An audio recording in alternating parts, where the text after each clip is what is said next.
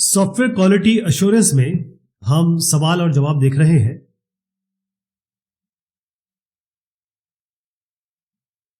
What do you mean by monkey testing in the context of quality assurance?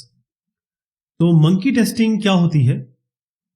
Monkey, ये माना जाता है कि मंकी को अगर कोई चीज दे दी जाए तो वो उसे देखता है, समझता है, अपने हिसाब से जो उसकी मर्जी आती है वो करता है। तो मंकी टेस्टिंग जो है, वो पहली बात यह है कि वो ब्लैक बॉक्स टेस्टिंग है।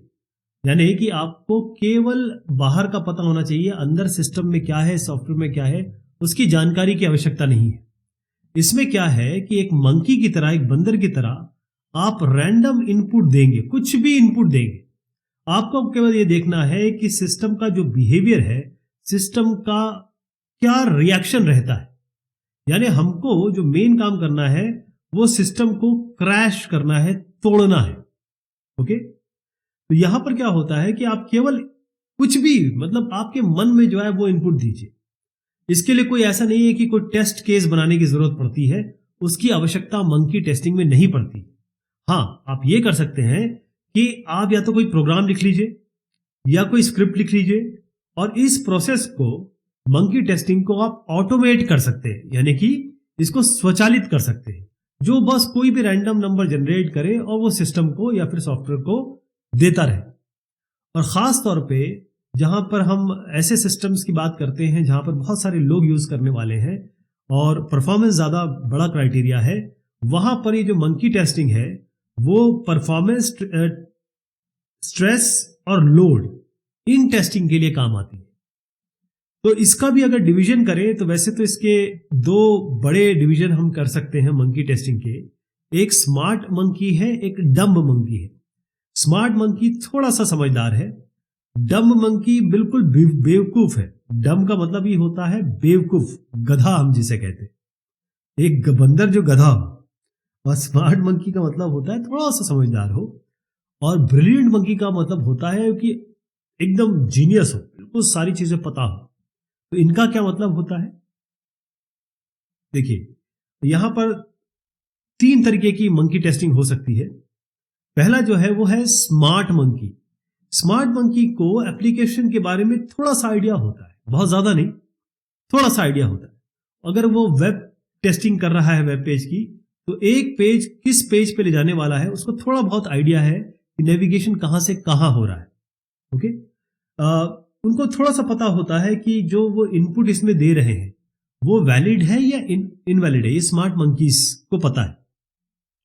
अगर कोई उनको एरर निकल के आती है, किसी इनपुट पे कोई एरर निकल के आती है, तो वो इतने स्मार्ट होते हैं कि वो बग या प्रॉब्लम्स को पता कर सके। ओके, मतलब उनको ये पता है कि मेन्यूज कहां है, बटन्स कहां है, ये सब स्मार्ट मंकी को आइडिया है। जो डम मंकी है उनको कोई भी आइडिया नहीं है, उनको कोई पता नहीं कि इस पेज के बाद दूसरे पेज पे आप कहां जा रहे हैं। इनका काम यही होता है कि बस रैंडम इनपुट दो।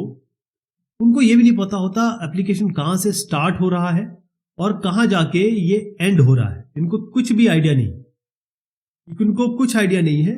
बस ये है कि फिर भी ऐसे जो डम मंकीज होते हैं उनका ऐसे इसे टेस्टिंग हमें जरूरत इसलिए पड़ती है क्योंकि इस तरीके के कई लोग इस सिस्टम को यूज करेंगे आगे चल के।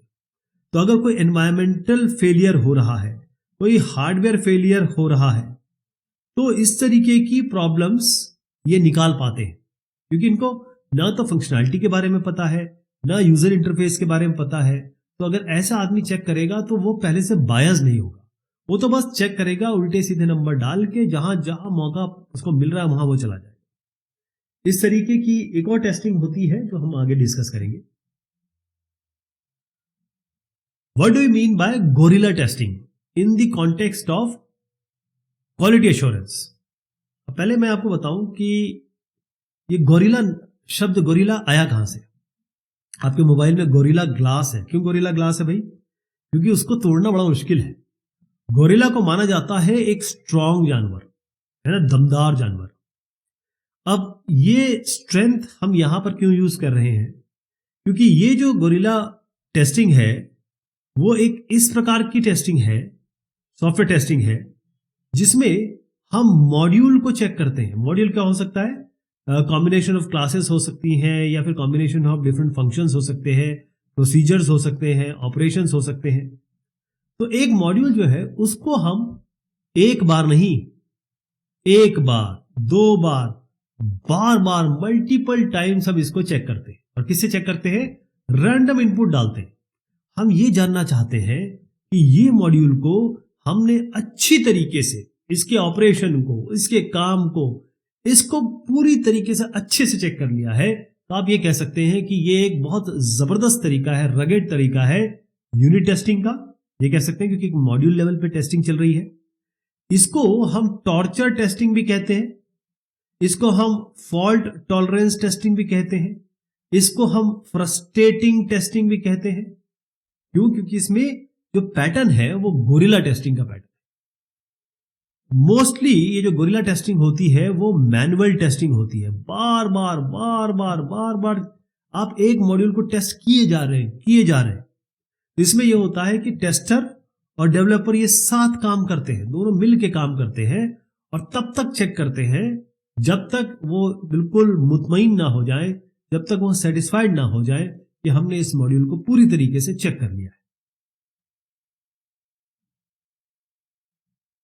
Differentiate between gorilla testing and monkey testing. यह है मंकी टेस्टिंग, यह है गोरिल्ला टेस्टिंग। देखिए, गोरिल्ला टेस्टिंग का जो मेन एस्पेक्ट है, दोनों ही सॉफ्टवेयर टेस्टिंग है। तो इसमें क्या होता है, हम एक मॉड्यूल को चेक करते हैं। क्या है? ध्यान रखिएगा, हम मॉड्यूल को चेक करते हैं और इसमें हम डालते हैं रैंडम इनपुट, कुछ भी इनपुट डालते हैं। हम ये जानना चाहते हैं कि मॉड्यूल का जो फंक्शन है, मॉड्यूल का जो काम है, वो सही तरीके से हो रहा है या नहीं हो रहा है। और फाइनली इसको चेक करने के बाद हम एश्योरेंस अपने में ला सकें, थोड़ा सा कॉन्फिडेंस लेवल ला सकें कि हमने इस मॉड्यूल को अच्छी तरीके से चेक कर लिया है। जो मंकी टेस्टिंग होती है, इसमें क्या होता है कि हम सिस्टम को क्रैश करना चाहते हैं। इसका मतलब क्या है कि हम पूरे सॉफ्टवेयर को, पूरे सिस्टम को रैंडम इनपुट देते हैं, कुछ भी इनपुट देते हैं। इसमें भी हम ये देखते हैं इस रैंडम इनपुट से सिस्टम या सॉफ्टवेयर बिहेव कैसा कर रहा है, और ये कोशिश करते हैं जानने की मेन की क्रैश कर रहा है कि नहीं कर रहा है, क्योंकि हम कुछ भी इनपुट दे रहे हैं। इसमें कोई भी टेस्ट केसेस बनाने की जरूरत नहीं पड़ती है, कुछ भी दीजिए इसमें आप, है ना। एक और चीज इसमें बताऊंगा कि इसमें हम टेस्ट स्क्रिप्ट बना सकते हैं, क्योंकि हम ऑटोमेट कर देंगे प्रोसेस को कि भाई कोई भी रैंडम नंबर जनरेट हो और सिस्टम में, सॉफ्टवेयर में जाए और सॉफ्टवेयर चेक हो जाए। गोरिल्ला टेस्टिंग का जो मेन एम है, इसका जो मेन हमारा ध्येय होता है, वो ये होता है कि ये जो मॉड्यूल है ये सही तरीके से काम कर रहा है कि नहीं कर रहा है। जबकि मंकी टेस्टिंग का हमारा मेन इसका आइडिया यही है कि सिस्टम क्रैश कर रहा है या नहीं कर रहा है, बस ये। गोरिल्ला टेस्टिंग ये है क्योंकि एक मॉड्यूल की टेस्टिंग हो रही है बार बार, और इसको कौन कर रहा है? डेवलपर और टेस्टर मिलके। तो ये मैनुअल टेस्टिंग है। मैंने आपसे बताया कि ये जो मंकी टेस्टिंग है, इसको हम ऑटोमेट भी कर सकते हैं, क्योंकि रैंडम टेस्टिंग है, टेस्ट केसेस की जरूरत नहीं है। ये मैनुअल भी कर सकते हो, ज्यादा बेहतर है इसको ऑटोमेट कर दो। गोरिल्ला टेस्टिंग पूरे सिस्टम या सॉफ्टवेयर की टेस्टिंग नहीं है, ध्यान रखिएगा। ये है किसी मॉड्यूल की टेस्टिंग। एक मॉड्यूल बहुत इंपॉर्टेंट है या प्रायोरिटी में सबसे ऊपर है, तो इसकी बार बार टेस्टिंग आप करते रहेंगे। मंकी टेस्टिंग में यह होता है कि पूरे सॉफ्टवेयर की टेस्टिंग कर रहे हैं, यहां केवल मॉड्यूल की टेस्टिंग कर रहे हैं। मॉड्यूल क्या हो सकता है? ग्रुप ऑफ फंक्शन हो सकता है, ग्रुप ऑफ क्लासेस हो सकती है, ग्रुप ऑफ ऑपरेशन हो सकता है। गोरिल्ला टेस्टिंग जो है, इसमें यूनिट टेस्टिंग हम अप्लाई करें। बेसिकली यूनिट टेस्टिंग का ही तरीका हुआ, एक मॉड्यूल को, एक फंक्शन को टेस्ट करना, एक ग्रुप ऑफ फंक्शन को टेस्ट करना, गोरिल्ला टेस्टिंग ये होती है। ओके, ये जो मंकी टेस्टिंग होती है, ये होता है सिस्टम टेस्टिंग। आपने यूनिट टेस्टिंग कर ली, इंटीग्रेशन टेस्टिंग कर ली, उसके बाद जब आप पूरे सिस्टम को, यानी कि एक सॉफ्टवेयर, उसके साथ जितने भी सब सिस्टम जुड़े हुए हैं, चाहे हार्डवेयर हो, चाहे डेटाबेस है, जो भी हो, उन सबको जोड़ के जो टेस्टिंग के समय हम करते हैं, उसको हम मंकी टेस्टिंग कहते हैं। अच्छा, इसके गोरिल्ला टेस्टिंग के अलग अलग नाम है। Torture testing, fault tolerance testing, frustrating testing, ये सारे गोरिल्ला टेस्टिंग के नाम है। मंकी टेस्टिंग की जहां तक बात है, तो random testing, fuzz testing, stochastic testing, ये सारे के सारे आपके मंकी टेस्टिंग है। तो कोई कहेगा रैंडम टेस्टिंग बताइए, तो आप मंकी टेस्टिंग ही बताएंगे। Differentiate between quality assurance and quality control. तो क्वालिटी एश्योरेंस एक बड़ा सेट है, ऑर्गेनाइजेशन लेवल पे होता है। स्टैंडर्ड रूल नियम कानून बनाए जाते हैं कि देखिए क्वालिटी ऐसे मेंटेन की जाएगी, ये तरीका होगा। और क्वालिटी कंट्रोल में पूरे प्रोसेस, पूरे सॉफ्टवेयर डेवलपमेंट लाइफ साइकिल में या प्रोडक्ट के डेवलपमेंट लाइफ साइकिल में एक एक जगह पे देखा जाता है कि क्या चीजें सही हो रही है कि नहीं हो रही है, क्वालिटी हर एक पॉइंट पे मेंटेन हो रही कि नहीं हो रही। इसे क्योंकि ये है गुणवत्ता नियंत्रण, और जब गुणवत्ता नियंत्रण अच्छे से हो जाएगी तभी हम कह सकते हैं कि हम आश्वासित हैं, तो इसे कहते हैं गुणवत्ता आश्वासन। तो क्वालिटी एश्योरेंस बेसिकली, क्योंकि ये बड़ा सेट है क्वालिटी एश्योरेंस, इसके अंडर में क्वालिटी कंट्रोल आता है और उसके अंडर में टेस्टिंग आती है। तो क्वालिटी एश्योरेंस वो तरीका है अपने आप को और अपने कस्टमर को ये एश्योर कराने का, ये उसको सेटिस्फाई करवाने का, आश्वासन देने का कि हमने क्वालिटी मीट की है, क्वालिटी हमारे प्रोडक्ट में है। क्वालिटी कंट्रोल का मतलब ये है कि वो तरीके, वो मेथड जिससे क्वालिटी अचीव हो सके, जिससे गुणवत्ता मिल सके, आ सके। क्वालिटी एश्योरेंस जो होता है इसका मतलब यह है कि हम किस तरीके से डिफेक्ट्स, प्रॉब्लम्स को दूर करें, अवॉइड करें, ये ना हो। और क्वालिटी कंट्रोल में हम डिफेक्ट्स को निकालते हैं और उनको ठीक करते हैं। क्वालिटी एश्योरेंस जो होता है, जैसे वेरिफिकेशन की बात करता हूं यहां पर, और क्वालिटी कंट्रोल वैलिडेशन की बात करता हूं। क्वालिटी एश्योरेंस का मतलब यह है कि क्वालिटी को ट्रैक करना ऑर्गेनाइजेशन लेवल पे। क्वालिटी कंट्रोल का मतलब यह है कि क्वालिटी को वेरीफाई करना, ये वेरीफाई करना ही वैलिडेशन हो गया है। क्वालिटी एश्योरेंस का मतलब यह है कि कोई एक सॉफ्टवेयर या कोई हार्डवेयर आप खुद नहीं देख रहे, मतलब उसको सॉफ्टवेयर को रन करा के जाके आप ब्लैक बॉक्स या व्हाइट बॉक्स टेस्टिंग नहीं कर रहे। क्वालिटी कंट्रोल में आप सॉफ्टवेयर पे जाते हैं, प्रोडक्ट पे जाते हैं, बाकायदा एक एक चीज चेक करते हैं। क्वालिटी एश्योरेंस प्रोएक्टिव तरीका है, क्योंकि यहां पर हम पूरे ऑर्गेनाइजेशन के लिए कुछ स्टैंडर्ड बनाते हैं, क्वालिटी प्लान बनाते हैं, और ये मैनेजमेंट एश्योर करता है कि इस तरीके के जो जो हमने कानून नियम लागू किए हैं वो हर प्रोसेस फॉलो करे। तो वो प्रोसेस ये चीजें फॉलो कर रहा है कि नहीं कर रहा है, वो क्वालिटी कंट्रोल का काम है। ओके, इसीलिए क्वालिटी कंट्रोल एक रिएक्टिव मेजर है, रेमेडियल टेक्निक है, कि इसीलिए तो इसके अंदर टेस्टिंग आती है कि टेस्टिंग से जो एरर निकल के आएगी उसको ठीक करना है, ये क्वालिटी कंट्रोल देखता है।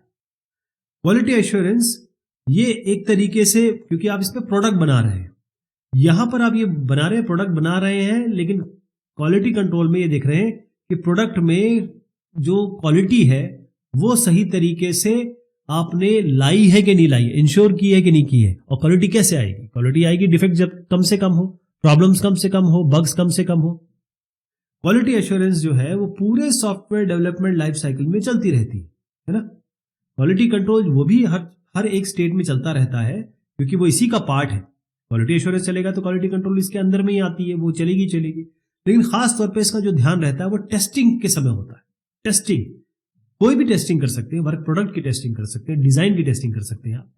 तो क्वालिटी एश्योरेंस जो होते हैं पूरे ऑर्गेनाइजेशन लेवल पे हम कुछ स्टैंडर्ड बनाते हैं कि भाई जो प्रोसेसेस हैं प्रोडक्ट को बनाने के लिए, वो जो प्रोसेसेस हैं वो इस तरीके से बनाए जाए, इस तरीके से किए जाए कि क्वालिटी मेंटेन रहे, ताकि जो क्लाइंट है, स्टेक होल्डर है, आपके यूजर है, उनकी एक्सपेक्टेशन में हम खरा उतरे। जबकि क्वालिटी कंट्रोल में हम ये देखते हैं कि जो ये स्टैंडर्ड बनाए गए हैं वो फॉलो किए जाए, उनका इंप्लीमेंटेशन क्वालिटी कंट्रोल का काम है। तो क्वालिटी कंट्रोल होने से पहले क्वालिटी एश्योरेंस करना पड़ेगा आपको, क्योंकि स्टैंडर्ड वगैरह आप क्वालिटी प्लान बनाना पड़ेगा। और क्वालिटी कंट्रोल का मतलब ये है, एक बार क्वालिटी एश्योरेंस के स्टैंडर्ड वगैरह बन गए तो उसको लागू करने का काम क्वालिटी कंट्रोल का है। What do you understand about data driven testing? अब डेटा ड्रिवन टेस्टिंग में क्या होता है, ये इस तरीके की सॉफ्टवेयर टेस्टिंग है जिसमें हम डेटा को रखते हैं एक टेबल में। किसमें रखते हैं? टेबल में। टेबल क्या होता है? रोज और कॉलम्स का कॉम्बिनेशन। ये आपके रोज हो गई, ये आपके कॉलम्स हो गए, या इसको हम टेबल कह सकते हैं या हम स्प्रेडशीट कह सकते हैं। अब टेस्टर क्या करेगा? टेस्टर इस अपनी टेस्टिंग में, डेटा ड्रिवन टेस्टिंग में, वो हो सकता है कि एक टेस्ट स्क्रिप्ट लिख दे और इस टेबल को एज ए इनपुट डाल दे, और ये भी चाहे कि भाई जैसे यहां पर मान लीजिए एक इनपुट डेटा है, चलिए 2 है, इसका रिजल्ट कुछ भी आ रहा है, जैसे 6 आ रहा है, तो वो चाहेगा कि भाई मैं हर इसके लिए ऐसा ही है, वो चाह रहा है कि 2 इसमें है और मुझे रिजल्ट इसी में आ जाए। तो इससे बहुत सारी टाइम और ये सब चीजें बचता है ना, क्योंकि रिजल्ट भी इसी में आता है। इसको हम एक तरीके से पैरामीटराइज्ड टेस्टिंग या टेबल ड्रिवन टेस्टिंग भी कहते हैं। पैरामीटराइज्ड टेस्टिंग या टेबल ड्रिवन टेस्टिंग भी कहते हैं, क्योंकि होता यह है कि जो टेस्टर्स होते हैं, जो टेस्टिंग कर रहे हैं, उनके पास बहुत सारा डेटा सेट होता है एक ही टेस्ट के लिए। तो डेटा ड्रिवन टेस्टिंग यहां पर बड़ी इंपॉर्टेंट हो जाती है। आप अलग अलग टेस्ट बनाए हर एक डेटा सेट के लिए, बहुत ज्यादा समय लग जाएगा इसमें। तो डेटा ड्रिवन टेस्टिंग आपको फायदा करती है, क्योंकि आप जो डेटा है वो टेबल में रख रहे हैं और ये टेस्ट स्क्रिप्ट से अलग है। टेस्ट स्क्रिप्ट और टेबल दोनों अलग अलग है, इसको एज ए इनपुट दे सकते हैं। तो आप क्या कर सकते हैं कि इसी टेस्ट स्क्रिप्ट को बार बार रन करा सकते हैं अलग अलग डेटा के साथ, जिससे क्या होगा, रिजल्ट अच्छा आता है, बेहतरीन आता है। ये मैं आपको अभी इस तरीके से बताऊं। देखिए यहां क्या हो रहा है, यहां पर बता रहे हैं कि कैसे डेटा ड्रिवन टेस्टिंग होती है।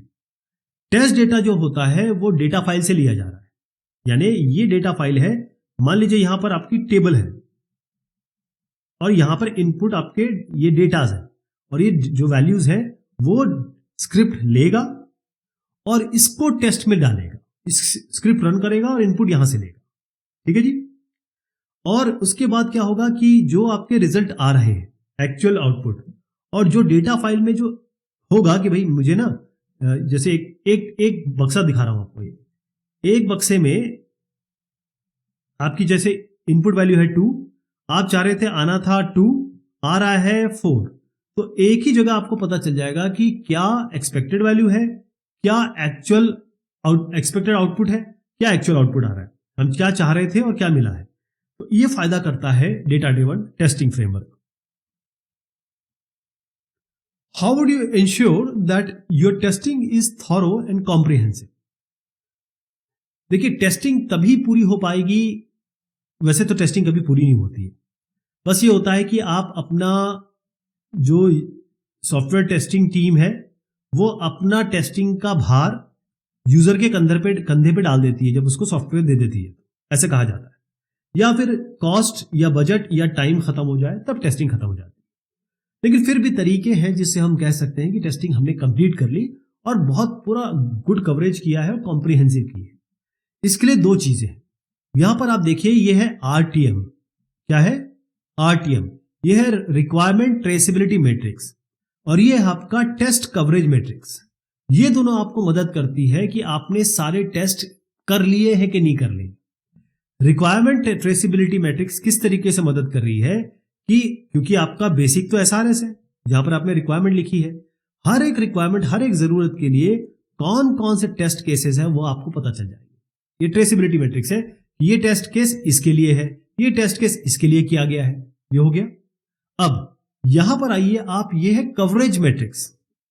ये आपको बताएगा कि जो टेस्ट केसेस हैं ये इन सारी रिक्वायरमेंट के लिए पूरी तरीके से कर लिए गए हैं कि नहीं गए हैं। इसका मतलब ये है कि जो आप टेस्ट कवरेज मैट्रिक्स आप देख रहे हैं कि एक रिक्वायरमेंट के लिए, जैसे मान लीजिए एक रिक्वायरमेंट के लिए आपने ये 3 टेस्ट किए, टेस्ट 1, टेस्ट 2, टेस्ट 3। इस रिक्वायरमेंट के लिए क्या पूरी तरीके से टेस्टिंग कर ली गई है वो आता है इस टेबल में। किस टेबल में? टेस्ट कवरेज मैट्रिक्स में। ठीक है, ऐसे करके। तो यही जो चीज मैं बता रहा हूं, इसी से हम कंफर्म कर सकते हैं, इसी से हम पता लगा सकते हैं हमने पूरी तरीके से थॉरोली टेस्टिंग कर ली। What do you understand about regression testing? Which test cases should be selected for regression testing? देखिए, रिग्रेशन टेस्टिंग का सीधा मतलब है चेंज से। किससे है? चेंज। जब भी चेंज होंगे, जब भी कोई परिवर्तन होगा, आपको रिग्रेशन टेस्टिंग करनी पड़ेगी। इसलिए इसको सबसे एक्सपेंसिव टेस्टिंग मानते हैं, क्योंकि ये बार बार होती रहती है। केवल सॉफ्टवेयर टेस्टिंग के समय नहीं, जब आपने डिलीवर नहीं किया, मेंटेनेंस के समय जो कि 67% आपका एफर्ट लेता है, उसमें सबसे ज्यादा जो टेस्टिंग होती है वो रिग्रेशन टेस्टिंग होती है। तो रिग्रेशन टेस्टिंग उस तरीके की टेस्टिंग है जिसमें अगर आपने कोई प्रोग्राम कोड या फिर इंस्ट्रक्शन या फिर मॉड्यूल में चेंज किया है, तो आपको ये देखना होता है कि इसके कारण कहीं और इफेक्ट तो नहीं हो गया, राइट? तो होता यह है कि आपके पास पूरा एक टेस्ट स्वीट है। आप इस टेस्ट स्वीट मान लीजिए आपके पास ये 100 टेस्ट है, टेस्ट केसेस है, पूरे के पूरे टेस्ट कर लीजिए, ये आप कर सकते हैं। या फिर प्रायोरिटाइज कर लीजिए कि मैं ये 10 प्रायोरिटी वाले इनको चेक करूंगा। या आप क्या करेंगे कि इन 100 में से 20 उठा लीजिए जो आप हमेशा रिग्रेशन टेस्टिंग में लाएंगे। इसको रिग्रेशन टेस्ट स्वीट कहते हैं। तो पार्शियली कर सकते हैं, पूरी तरीके से कर सकते हैं, क्योंकि हमको बेसिकली देखना है कि इसके कारण कहीं और एरर तो नहीं आ गया। यानी कोड मॉडिफिकेशन के कारण, परिवर्तन के कारण हम ना चाह के भी ऐसा तो नहीं कि कई सारे एरर और लेके आ गए उसी फंक्शनैलिटी में। बेसिकली रिग्रेशन टेस्टिंग क्योंकि क्वालिटी और फंक्शनैलिटी ये मेंटेन रखती है, इसलिए बार बार इसको किया जाता है। इंडस्ट्री डेटा के हिसाब से जब भी आखिर में कस्टमर जब आता है और बताता है ये कर दो वो कर दो, तो हम बग फिक्सिंग करते हैं, पैच वर्क करते हैं। जब हम पैच वर्क करते हैं तो हम ये मानते हैं कि इसको तो ठीक कर दिया, लेकिन पता चला कि इसको ठीक करने का कारण कहीं और तो नहीं एरर आ गया। ओके, तो इसलिए हम क्या करते हैं कि टेस्ट केस से चीजें उठाते हैं और टेस्ट केस के एक स्वीट से चीजें उठा के दोबारा टेस्टिंग करते हैं। तो अगर आप रिग्रेशन टेस्टिंग करते हैं तो ध्यान रखिएगा उस तरीके के रिग्रेशन टेस्ट आपको करने पड़ेंगे जिसमें आपको ज्यादा से ज्यादा प्रॉब्लम निकल के आए, ज्यादा से ज्यादा आप कवरेज कर सके, ज्यादा से ज्यादा आपके जो फंडामेंटल फीचर है वो आप चेक कर सके। और ध्यान रखिएगा जहां आपने यूजर जहां पर चीजें चेंज की है वो और उससे इंटर रिलेटेड सारे मॉड्यूल्स आपको चेक करने पड़ेंगे। ओके, और बाकी और चीजें हैं इसमें, लेकिन मेन इसका मुद्दा यही है। What do you understand about severity and priority of a defect in the context of quality assurance? Differentiate between them. अब आप देखिए कि आपका एक बग निकल के आया या प्रॉब्लम निकल के आया, इसको हम डिफेक्ट कह सकते हैं। अब ये डिफेक्ट कितना गंभीर है उसको सिविरिटी कहते हैं। प्रायोरिटी यानी कि इसको अभी ठीक करना है या नहीं करना है, प्रायोरिटी लेवल पे किस जगह पे है, उसे हम प्रायोरिटी कहते हैं। तो डिफेक्ट मतलब गलती, प्रॉब्लम, दिक्कत, ये आपको समझ में आ रही है। लेकिन इसकी सिविरिटी और प्रायोरिटी का तात्पर्य ये है, देखिए सिविरिटी का मतलब ये है होता है ऐसा डिफेक्ट, ऐसा बग, ऐसा फ्लॉ, या ये कहे the severity of flaw is defined as the degree to which it can affect the software. यानी उस डिफेक्ट या बग या जो प्रॉब्लम है वो आपके सॉफ्टवेयर को कितनी ज्यादा लेवल पे, डिग्री में इफेक्ट करती है। जैसे आपने कहा कि एक डिफेक्ट है, इसको मैं 100 कहता हूं, एक डिफेक्ट को एक नंबर देता हूं, तो ये 40% इफेक्ट कर रहा है, तो इसकी थोड़ी सिविरिटी कैसी है। और इसी के आगे मैं कहूंगा कि एक बग है जो 80%, 100 में से तो 100 नंबर इसको दिया तो 80 इसकी वेट है जो इसको इफेक्ट करेगा। तो सिविरिटी ऑफ फ्लॉ ये डिग्री है जिससे जितना ये इफेक्ट कर सकता है सॉफ्टवेयर को। तो बेसिकली ये नंबर है, ये एक मीट्रिक है जो आपको बताता है कि कितना सीरियस ये डिफेक्ट है या कितना नॉन सीरियस, कितना कम सीरियस है, और किस तरीके से ये सॉफ्टवेयर की फंक्शनैलिटी को इफेक्ट करेगा, गंभीरता से या ओके टाइप्स। प्रायोरिटी का मतलब ये होता है, प्रायोरिटी एक ऐसा पैरामीटर है जो ये बताता है कि भाई हमारे पास 10 डिफेक्ट निकल के आ गए, 10 डिफेक्ट में पहले नंबर पे इसको ठीक करेंगे, दूसरे नंबर पे इसको ठीक करेंगे, ऐसे करते 10 नंबर पे पहुंचेंगे। तो ये इसकी प्रायोरिटी है, सबसे पहले इसी को ठीक करना है। और इसको क्यों ठीक करना है, हो सकता है इसकी सिविरिटी ज्यादा हो, इसीलिए। तो सिविरिटी ये कैसे हम करते हैं, या इसका ये एक मीट्रिक है, ध्यान रखिएगा। सिविरिटी किसी भी डिफेक्ट की, किसी भी बग की, किसी भी प्रॉब्लम की, ये उसका माप है, मेजर है कि कितना ज्यादा वो गंभीर है, कितना ज्यादा फंक्शनैलिटी को वो इफेक्ट करता है। प्रायोरिटी का मतलब ये है वो क्राइटेरिया जो हमने पहले डिसाइड किया था, उसके हिसाब से किसको हमको पहले करना है, किसको बाद में ठीक करना है। सिविरिटी जो होती है वो पूरी तरीके से क्वालिटी से रिलेटेड होती है। अगर सिविरिटी ज्यादा है तो इसका मतलब यह है कि अगर उसको ठीक नहीं किया जाएगा तो क्वालिटी को बहुत ज्यादा इफेक्ट करेगी। लेकिन सिविरिटी अगर कम है तो उसको अगर छोड़ भी दे तो क्वालिटी को उतना इफेक्ट नहीं पड़ेगी। प्रायोरिटी का मतलब ये होता है ये पूरी तरीके से टाइम टेबल से चलता है ना, कि भाई हमने टाइम टेबल बना दिया, पहले इसको ठीक करेंगे फिर बाद में इसको ठीक करेंगे। लेकिन इसमें भी जो पहला आपने किया है वो इसी तरीके से तो डिसाइड किया गया होगा कि ये क्वालिटी को ज्यादा इफेक्ट करता है ना। सिविरिटी का मतलब ये है कि भाई ये कौन पता लगाएगा, टेस्टिंग इंजीनियर पता लगाएगा। और जो प्रायोरिटी है वो डिफाइन कौन करता है? सॉफ्टवेयर टीम का मेंबर कर लेता है, प्रोडक्ट मैनेजर कर लेते हैं। देखो यार ये ज्यादा जरूरी है, इसको पहले करो, इस प्रोडक्ट मैनेजर कर रहा है। लेकिन सिविरिटी का माप या उसका आंकलन टेस्टिंग इंजीनियर ही कर सकता है, या जो टेस्टिंग कर रहा है। सिविरिटी का मतलब जो किसी भी गलती, किसी भी डिफेक्ट, उसका मतलब यह है कि फंक्शनैलिटी पे, सॉफ्टवेयर की फंक्शनैलिटी पे कितना इफेक्ट आ रहा है। और ये इसका मतलब ये है, सिविरिटी का मतलब कितने जल्दी किसने किस वाले फॉल्ट को कितना जल्दी फिक्स करना है ना। यहां पर यह है कि इसका जो ऑब्जेक्टिव है, इट हैज ऑब्जेक्टिव वर्थ। अब इसका मतलब समझाता हूं। प्रायोरिटी का मतलब है it's worth is a matter of opinion. इसका मतलब यह है कि भाई अगर सिविरिटी ज्यादा है तो सीधी सी बात है कि सबका ध्यान यहां पर आना ही चाहिए। सबका ध्यान यह होना चाहिए कि इसको पहले ठीक किया जाए। और यहां ओपिनियन पे है, हमारे हिसाब से ये पहले कर लो, ये बाद में कर लो, क्योंकि यूजर को ये ज्यादा जरूरी लग रहा है। सिविरिटी ऐसी हो सकती है कि भाई जो बग इस फंक्शनैलिटी में आई ना हो सकता है ये आपके परफॉर्मेंस इश्यू हो सकता है ये आपका कॉन्फ़िगरेशन का इश्यू हो सकता है, ये आपका एनवायरनमेंट चेंज का इश्यू, वो भी सिविरिटी में आ सकता है। तो सिविरिटी हमेशा कांस्टेंट रहती है। अगर एक बग एक क्वालिटी स्टैंडर्ड में आता है कि इसको उस समय पे ठीक करना है, या ये डिफेक्ट अगर आएगा तो हमको किस लेवल पे ले जाना है, उसकी सिविरिटी हमेशा उतनी रहेगी, वो कम नहीं हो जाएगी। अगर आप एक हवाई जहाज के लिए बना रहे हैं प्रोडक्ट, आपको पता है कि जो एक सी के कोड के कारण एक पूरा हवाई जहाज गिर गया था और हजारों लोग मर गए थे, मतलब 2-3 फ्लाइट गिरी थी, तो वो केवल एक छोटे से बग के कारण था। और खास तौर पे अगर आप बोइंग A350 शायद थे, उनके बारे में बात करेंगे तो एक नोज डाउन हो जाता था। एक छोटा सा सॉफ्टवेयर था जो बस नोज अप करने के लिए बनाया गया था, तो उस वहां पर सिविरिटी आ जाती है।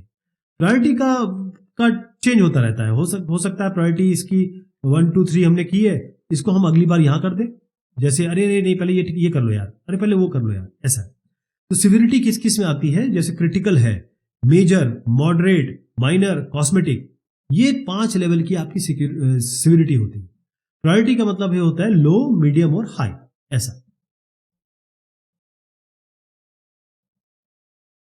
अब ये क्वालिटी ऑडिट, इसके बारे में चर्चा करेंगे अगली बार। तब तक के लिए शुक्रिया, मेहरबानी आपसे।